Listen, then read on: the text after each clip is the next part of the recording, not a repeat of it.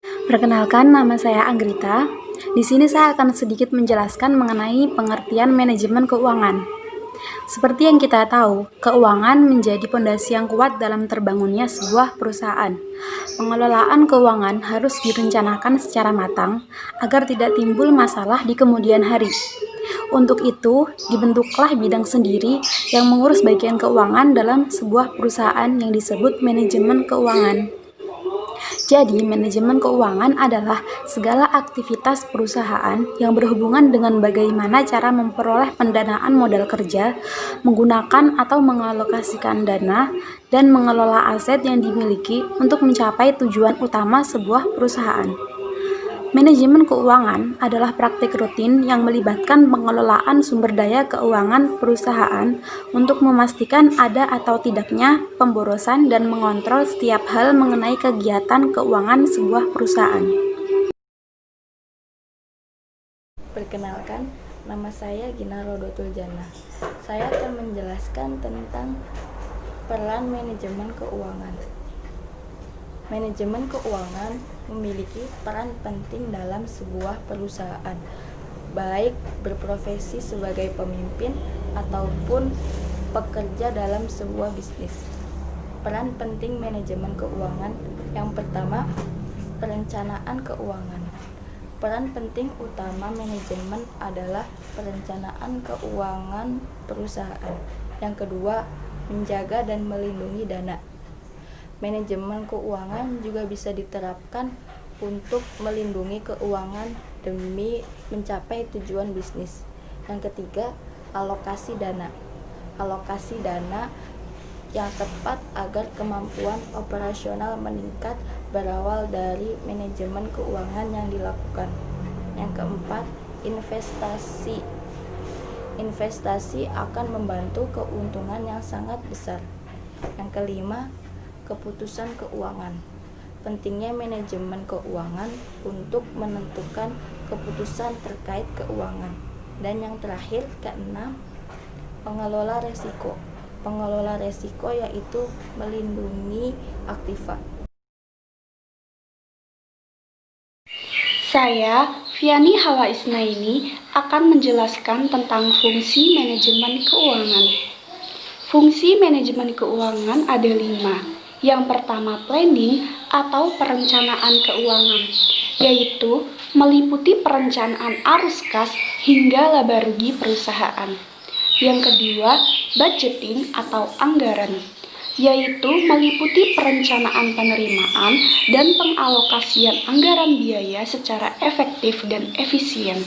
Yang ketiga, controlling atau pengendalian keuangan, yaitu melakukan evaluasi serta perbaikan atas keuangan dan sistem keuangan perusahaan.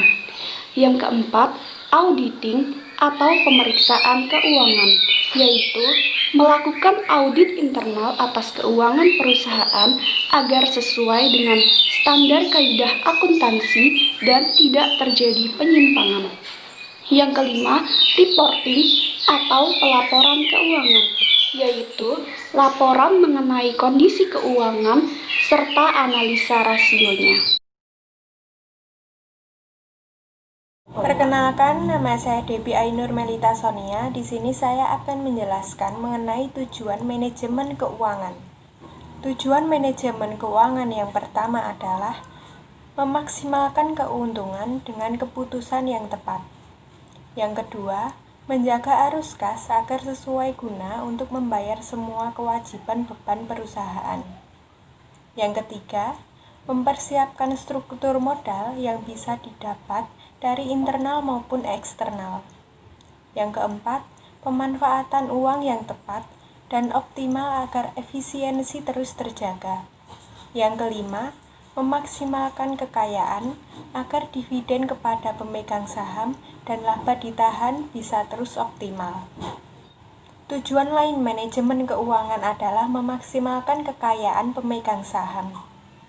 Dalam merumuskan tujuan untuk memaksimalkan kekayaan pemegang saham, yang dilakukan manajer keuangan tidak lain adalah memodifikasi tujuan memaksimalkan keuntungan agar menghadapi perubahan lingkungan operasi yang kompleks.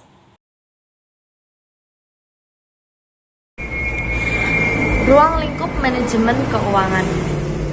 Ruang lingkup manajemen keuangan berhubungan dengan pencarian pengelolaan dana perusahaan atau suatu organisasi. Ruang lingkup manajemen keuangan ada 3, yaitu pertama, keputusan investasi, kedua, keputusan pendanaan, dan ketiga, keputusan dividen. Untuk penjelasan keputusan investasi, itu merupakan keputusan terhadap aktiva yang dikelola oleh perusahaan atau biasanya mencakup investasi pada aset yang tetap.